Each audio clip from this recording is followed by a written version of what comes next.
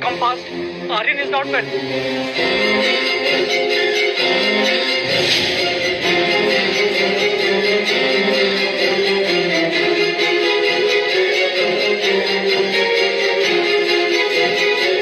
सनी दरवाजे पर रोहित का इंतजार कर रहा था। रोहित सीधा बेडरूम की तरफ भागा और वहाँ रोहित ने जो देखा वो उसकी समझ से बाहर था। आर्यन गहरी नींद में था और वो नींद में एक ही चीज बोले जा रहा था, चॉकलेट आइसक्रीम, मम्मा चॉकलेट आइसक्रीम। रोहित के लिए ये चीज बहुत शॉकिंग थी। रोहित ने आर्यन को माँ और बाप दोनों का प्यार दिया था, फिर आज ये अचानक आर्यन नींद में अपनी माँ को क्यों याद कर रहा था? ब्रो, मैंने ना इंटरनेट पे एक वीडियो देखा था जिसमें एक लेडी 7 साल के बच्चे को ये यकीन दिलाती है कि पिछले जन्म में वो उसका बेटा था और वो बच्चा अपनी असली माँ को छोड़कर उस लेडी के साथ चला जाता है। तुम कहना क्या चाहते हो? ब्रो, वो सामने वाली ब्यूटीफुल सी दीदी, उनसे मिलने के बाद आर्यन का बिहेवियर काफी चेंज हो गया है।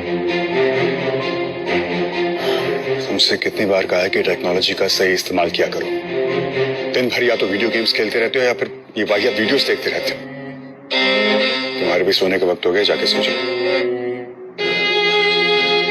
सनी की बात रोहित के दिल में शक गड़ा चुकी थी। क्या सचमुच वो लड़की आर्यन के इमोशंस के साथ खेलकर उस तक पहुंचना चाहती थी या वो सिर्फ एक कोइंसिडेंस था? एक तरफ आर्यन के मुंह से मम्मी सुनकर रोहित परेशान था और दूसरी तरफ अनिका सोच रही थी कि आखिर उसके खोए हुए बेटे को कैसे ढूंढे, किससे मदद मांगे। इन 6 सालों में अनिका ने सारे गुमशुदा बच्चों की पूरी जानकारी इकट्ठा की हुई थी। अनिका उस इंसान तक पहुंचना चाहती थी जिसने उसके बेटे को हॉस्पिटल से किडनैप किया था, लेकिन कोई भी सुराग उसके हाथ नहीं लग रहा था। एक बार उसने बैंगलोर से कॉल करके मनाली पुलिस को कंप्लेंट की थी, मगर छानबीन में पाया गया कि ना तो हॉस्पिटल में उसके जुड़वा बच्चे पैदा होने का कोई रिकॉर्ड था और ना कोई गवाह था जिससे ये साबित होता कि अनिका ने जुड़वा बच्चों को जन्म दिया था। मैडम, जो बच्चा कभी जन्मा ही नहीं वो गायब कैसे हो सकता है? वो ये सब सोच ही रही थी, तभी अनिका को याद आया कि उसकी स्कूल का एक दोस्त पंकज इन दिनों मनाली पुलिस में सब इंस्पेक्टर है। हेलो पंकज, अनिका बोल रही हूँ। Hi Anika, how are you? Anika ने पंकज को अपनी कहानी बताई कि कैसे एक आदमी ने डिलीवरी के तुरंत बाद हॉस्पिटल से उसका बच्चा चुराया था। प्लीज कुछ करो ना, कोई तो रास्ता होगा जिससे मैं अपने बेटे तक पहुंच सकूं। पंकज पहले से ही इस केस से वाकिफ था। देखो अनिका, ऑफिशियली मैं तुम्हारी कोई मदद नहीं कर सकता क्योंकि कहीं भी कोई भी ऐसा रिकॉर्ड नहीं है जिससे ये साबित हो कि तुम्हारे जुड़वा बच्चे हुए थे। I am really sorry Anika. Anika का दिल बैठ सा गया। उसके बेटे तक पहुंचने की उसकी उम्मीदें कम होती नजर आ रही थी। देखो अनिका, मैं एक बात कह सकता हूँ ऑफ द रिकॉर्ड, मनाली में जितने भी बुरे काम होते हैं, चाहे वो किडनैपिंग ही क्यों ना हो, इन सब के पीछे कहीं ना कहीं तुम्हारे ससुराल वालों का हाथ होता ही होता है। डोगरा खानदान। पंकज के फोन रखने के बाद से अनिका गहरी सोच में डूब गई कि डोगरा खानदान से उसके बेटे की इंफॉर्मेशन आखिर कैसे निकाली जाए। तभी उसे एक आइडिया आया और उस आइडिया का नाम था Kunal Dogra. Hi miss gorgeous.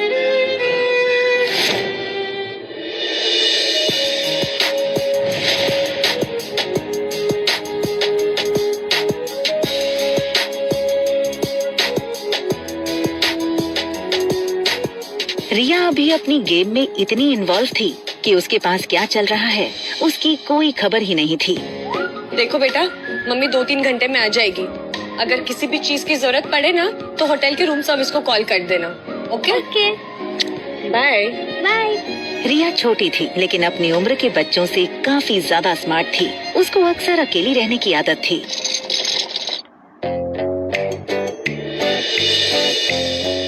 और सुनो, कुछ भी हो जाए रूम से बाहर मत निकलना। हमारे रूम के सामने ही ना एक छोटा पागल और एक बड़ा पागल रहता है, ठीक है? नहीं जाऊंगी। Love you, bye bye.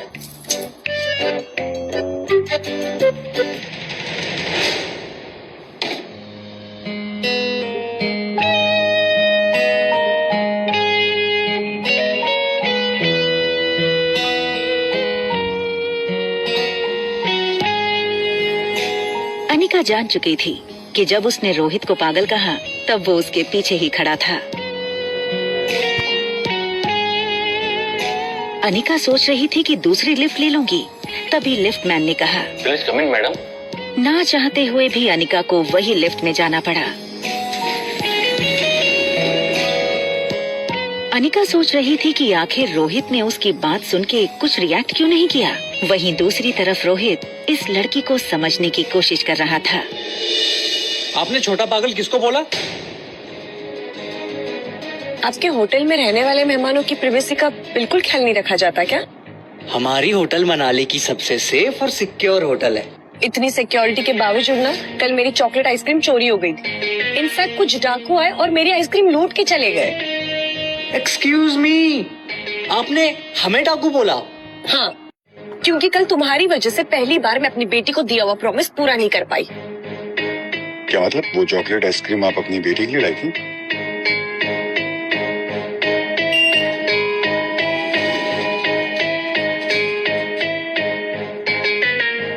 Anika Rohit के अचानक बदले तेवर को देखकर थोड़ी सोच में पड़ गई। उसने कुछ देर रोहित को देखा और फिर लिफ्ट से निकल गई। मुझे लगता है हम इस लड़की के बारे में गलत सोच रहे थे। वो आइसक्रीम उसने अपनी बेटी के लिए मंगाई थी। No bro, I am telling you, ये लड़की जैसी दिखती है ना वैसी है नहीं। देखा नहीं जाने से पहले कैसे देख रही थी तुम्हें? होटल लॉबी से बाहर निकलते हुए अनिका इस बात से बिल्कुल बेखबर थी कि एक बहुत बड़ा सरप्राइज उसका इंतजार कर रहा था।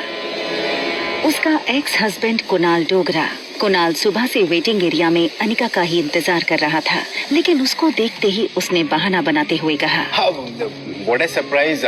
देखिए ना, मैं यहाँ पे किसी से मिलने आया था और किसे पता था कि आप मिल जाएंगी।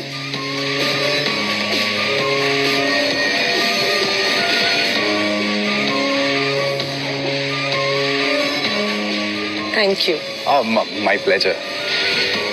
वैसे यहाँ पास में ना एक बहुत अच्छी कॉफी शॉप है, तो क्या आप मेरे साथ कॉफी पे इफ यू चल सकती? अनिका ने हाँ कर दी।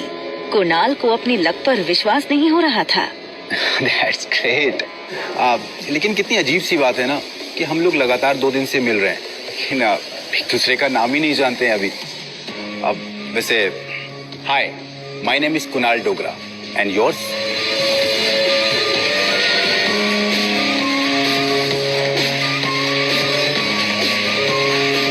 Ragini. Pleasure to meet you miss Ragini.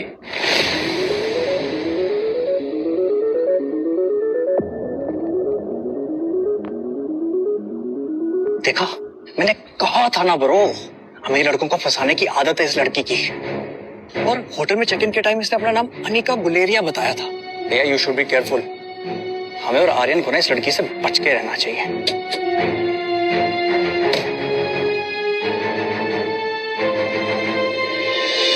सारे रास्ते अनिका ने सिर्फ कुणाल की बातें सुनी थी, लेकिन वो मन ही मन सोच रही थी कि वो कुणाल से अपने बच्चे के बारे में कैसे पूछे। Please coffee. अब वैसे मैं सोच रहा था कि आपकी जो छोटी बहन है उनमें और आप में काफी एज डिफरेंस लगता है। वो होंगी 6-7 साल की, आप 21-22। काफी जानकारी है आपको मेरे बारे में। हाँ, वैसे कुछ जानकारी मैंने भी आपके बारे में इकट्ठा की हुई है। अच्छा जी। जैसे कि आप मैरिड हैं। इनफैक्ट आपकी शादी के वक्त आपकी वाइफ 4 मंथ्स प्रेग्नेंट थी, राइट? रागिनी, तुम ये सब कैसे जानती हो? अरे आप ही ने कहा था ना कि मनाली में किसी से भी कुणाल डोगरा के बारे में पूछ लो तो वो मुझे आपके घर तक पहुंचा देगा। देखो रागिनी, सच ये है कि उस लड़की के साथ मैंने 2 मिनट से ज्यादा नहीं बिताए। शादी के फेरे लेते ही मैं दिल्ली चला गया था। फिर जब लौट करके आया तो उसकी डिलीवरी की डेट आ चुकी थी। उसने एक बेटी को जन्म दिया। फिर उसके बाद वो अपनी मौसी के साथ बेंगलोर चली गई। बस इतना ही? उसका बेटा कहाँ है? ये सुनकर कुणाल एकदम से सुन्न हो गया। उसकी आवाज जैसे उसके हलक में अटक गई हो। कौन सा बेटा? तुम किस बेटे की बात कर रही हो? उसका बेटा, उस लड़की ने जुड़वा बच्चों को जन्म दिया था ना? तो लड़का कहाँ है?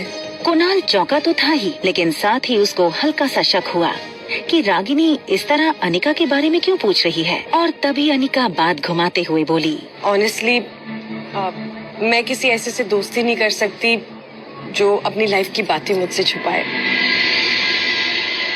I am really sorry.